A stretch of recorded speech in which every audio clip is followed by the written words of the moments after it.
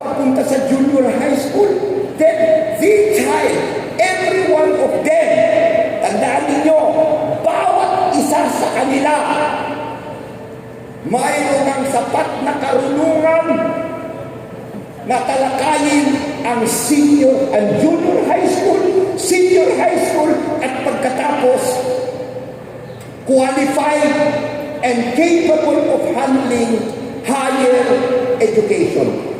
Now, in short, what did Father Bernas insisted on the concept of quality education?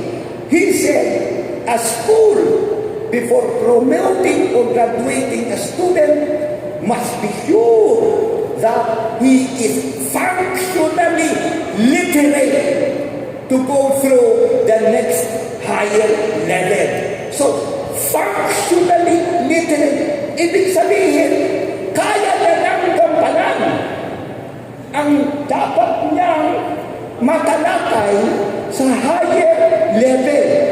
So, if there are students, therefore, that you have discovered after a period of training or education with you, after a year, at makilatis ninyo na kulang pa, is it therefore proper and regular for you to allow the promotion?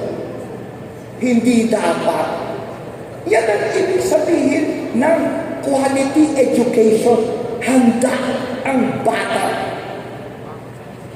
There are so many, especially in Metro Manila, I do not know here in your province, but you see, in Metro Manila, especially the public schools there, because of the influx of students,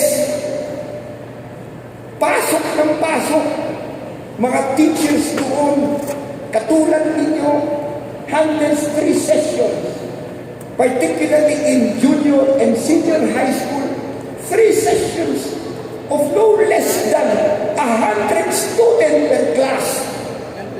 Paano may gumahawakan yan? At kailangan nilang ipasa lahat.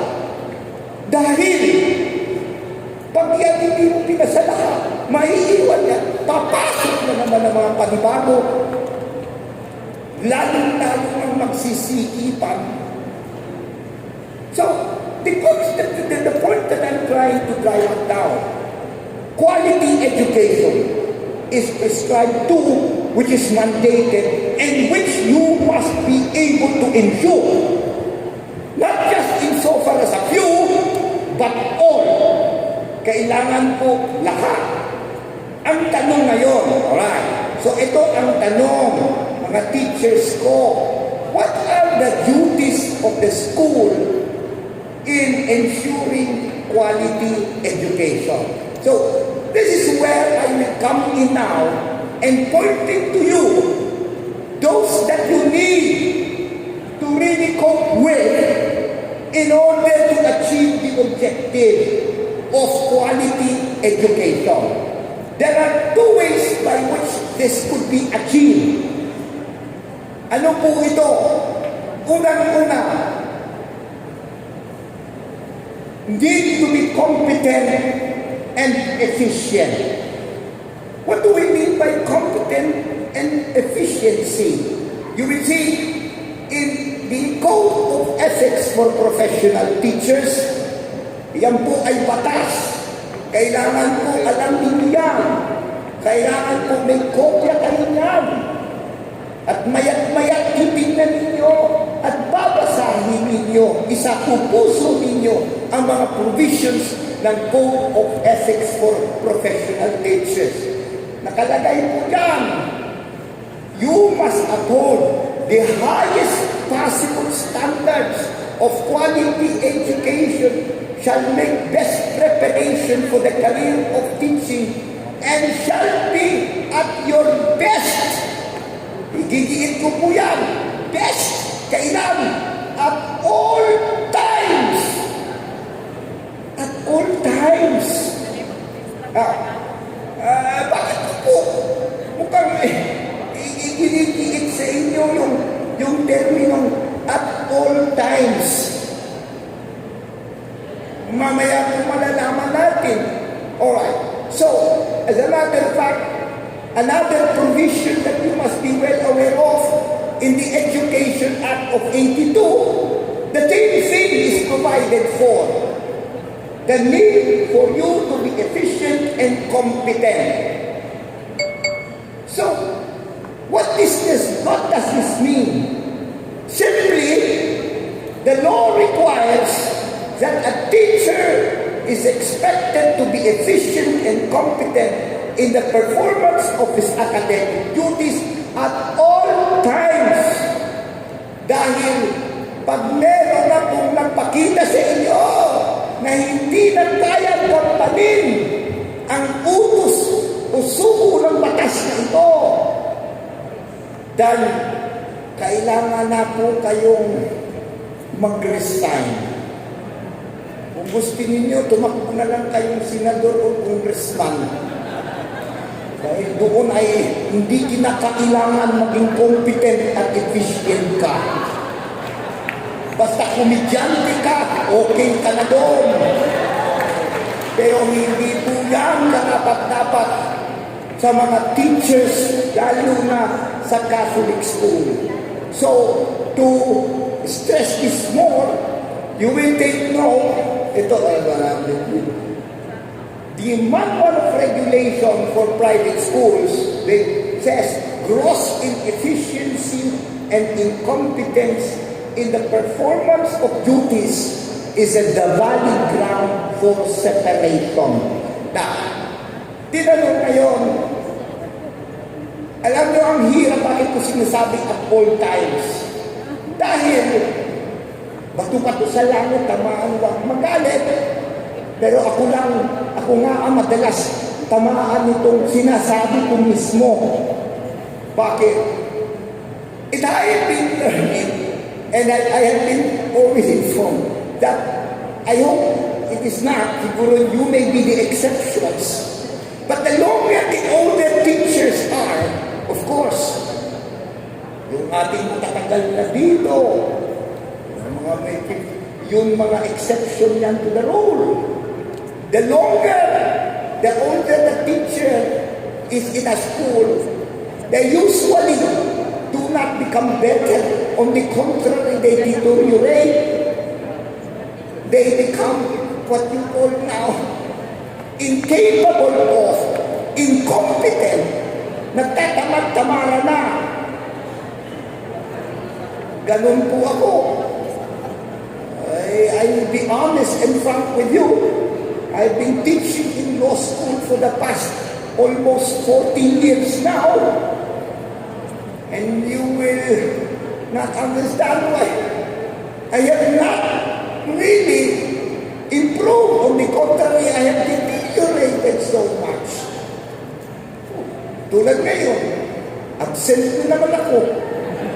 Absentero. Absent ako. Mga estudyante ko present. Kung present naman ako, absent mga estudyante ko. Hindi na kami nagkikita. Kaya ang tinuturo ko na lang sa School of Law ko is legal research. Because their first assignment is to search for their teacher. Totoo lang. Talagang nagtitiri. Anyway, what am I trying to point out?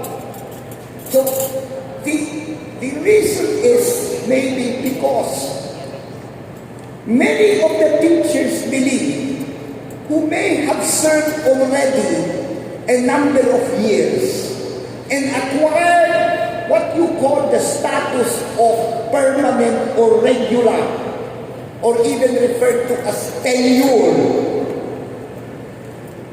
believe that irrespective of their quality of service, they can no longer be removed or dismissed because of the wrong concept of security of tenure. Ano ang ibig sabihin ng security of tenure? What does that mean in labor law? It refers to the right of an employee to work and be paid for work done until he either what you call resigns voluntarily or dies. Natural pagpatay na, huwag naman pumilit pang dapat swelduhan pa rin. Meron po akong isang paaralan na matagal-tagal na. Yung union, yung teachers union were insisting that their colleague who was now in a wake, the union were still insisting that he should be paid also overtime. Tumawag yung parish priest director to me at about 1 in the morning and asking whether the teacher who died already but whose body is awake in the school campus would be entitled to overtime pay. So I asked the father, Padre, sino po ang nagsabi niyan? Yung union leader, ganun po daw, dahil nasa campus pa. Di sinabi ko sa pare, Padre, ipalipin mo na ngayon din. At siguraduhin na huwag mainipin sa lupa ng paaralan. Dahil kung nainipin mo doon, habang panahon, pabayaran mo yung kanyang mga kamag-anak. Obviously, that is quite a ridiculous position. So there are two ways.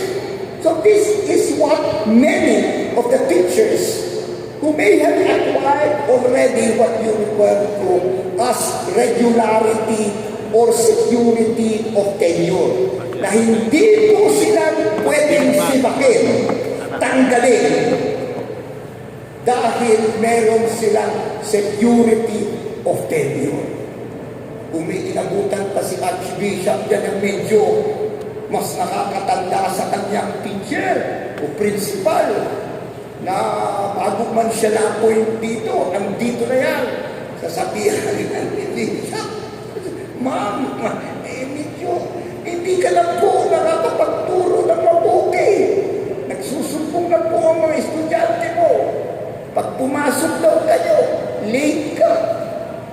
15 minutes na lang. Tapos magpe-prayer ka pa ng 14 minutes. In silence pa. So, anong sasagutin niyan sa inyo pa, Bishop? Sasagutin po niyan. Madalas po yan, sabi niyan, Oy, Bish! Gaganunin ka pa niyan. Bish! Ibig sabihin, Bishop. Bish! Hindi ka pa pinapagalak. Andito na ako. Sintatan ko na ang inahin ko lang ang image ni San Isidoro. Tanggalin, hindi. Permanente na ako dito. Wala na po kayong pwedeng gawin. So the question is it true that if you acquire regular or permanent or tenured status, you no longer can be separated, even if it is clear and proven that you no longer are able to cope with that high standard of delivery of quality education as mandated by law. I will discuss with you a case that I personally handled in the Archdiocese of Nueva Cáceres in Bicol, when the late great educator Bishop Legazpi was appointed to the Archdiocese of Nueva Cáceres, that's in Bicol. That is where Lenny Robledo and I came from, and Raul Roco and other great Bicolanos, almost just like me, I approve. The one thing that he immediately did was to improve the quality of education of all his archdiocesan and parochial schools. And the first step that he took was to ask a thorough evaluation performance of each and every teacher, irrespective of their employment status. So each of the director, principal, priests, and lay administrator obliged with the bishop's request and started to evaluate. And when this was completed, 2 sets of results were presented to the good bishop. The first set, the bishop was so overjoyed because all the teachers passed or really went beyond the minimum required for competence and efficiency. Ibig sabihin, they passed with flying colors. And they consisted of the new teachers, young ones, really zealous and raring with all the energy. But when the second batch of result was presented to him, uy, muntik atakihin ng puso si obispo. Bakit? Ay, sadsad lahat. And what made his heart broken was he noticed that they were the teachers who have served already their respective schools for no less than 10. And some of them were even about to retire for having rendered service already for 15 and even 20 years. So the good bishop talked to them and asked them, mag-improve naman kayo. Ano po ang sagot nitong mga grupong ito? Yun na, yung sinabi ko kanina, nagpulong-pulungan sila. Naku, itong obispong ito, kabago-bago, nakikialam na naman sa amin. So, fish, permanent kami. Hindi mo na kami pwedeng sibakin. So, the bishop therefore asked for a re-evaluation. They failed again. Third, they failed again. So, the good bishop had to bite the bullet and terminated almost 35 teachers whose services were from 10 to 15 years without pay, without retirement, because the bishop alleged that it was just cause for inefficiency, and incompetence. So pumalag ngayon, so pumunta sa korte. Ito po ang sinabi ng Korte Suprema. So hindi po ako ang nagsabi nito, ang Korte Suprema po. This is the case of Evelyn Peña et al. And NLRC and the Archdiocese of Nueva Cáceres. Sinabi po ng Korte Suprema in upholding the decision of Archbishop Legazpi as being proper and correct. Sabi po ng Korte Suprema, schools can set high standards of efficiency for teachers since quality education is a mandate of the Constitution. Tingnan ninyo po yung last word. Sinabi niya, security of tenure cannot be used to shield incompetence. Kasi po, it is an obligation of the school to the children for the school administration to tolerate your incompetence and inefficiency. It is therefore negating its own more important responsibility to the students, to the youth, insofar as the delivery of quality education. So I hope you realize that you should always be at your best. Sasabihin ko nga po sa inyo, uulitin ko po sa inyo, this is a very difficult, important responsibility, and it is really one to which I would have to salute you if you, notwithstanding all the difficulties that you are going through, still sticks or still retain your professional efficiency and competence. Kayo talaga ang mga bayani ng ating bayan. So, it is therefore your duty and the administrators to continually have a thorough evaluation of each of the teachers and not merely yung mga bago. Kasi akala ng mga ibang school administrators, they may only subject those who are on probation this evaluation. That when it comes to regular permanent tenure, they having security of tenure already would not or should not be the subject anymore of any evaluation. Hindi po yan ang sugo ng ating batas. So that is the first, competence and efficiency. That is the reason also. It is your responsibility and your duty as provided for by law in regard to continuing education. So, if you were asked, therefore, by your administrators to go through higher education, masters, go through seminars for training, it is not a matter of option on your part, but it is part of the responsibility to ensure your competence and efficiency.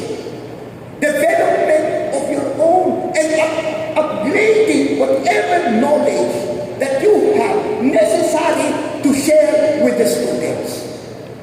Kung ikaw naman ay computer teacher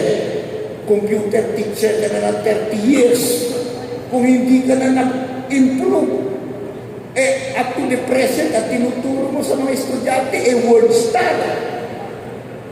Paano naman yan? Wala na ata ng word star na ginagamit. So you need to improve. Therefore, under the law on continuing education, continuing professional education for teachers, CPE, the Department of Education has already declared it as a duty.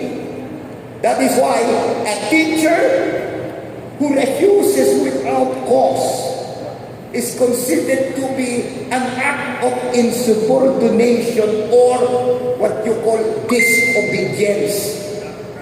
Okay, so those are the things. So preparation of course. Now, the second, so dapat efficient, competent kayo. The second, ito na, give grades evaluation. This is a very important duty. And if you will take note, my dear teachers, it is mandated for by law. I will be honest and frank with you. For the past 4 decades, I've been dealing with teachers, both private and public. And I could assure you, in regard to many of your brothers and sisters in the public schools, they really do have the competence and efficiency. But the problem is, bakit karamihan ng mga graduate nila are not that literally functional? I'll tell you one story. There was about 5 years ago, because I do handle also teachers in criminal cases na kinakasuhan sila ng child abuse. Yan, mamaya, tatalakayin natin yan. Ng bullying, ng sexual harassment. So I was representing 3 public high school teachers in a junior high school in Quezon City.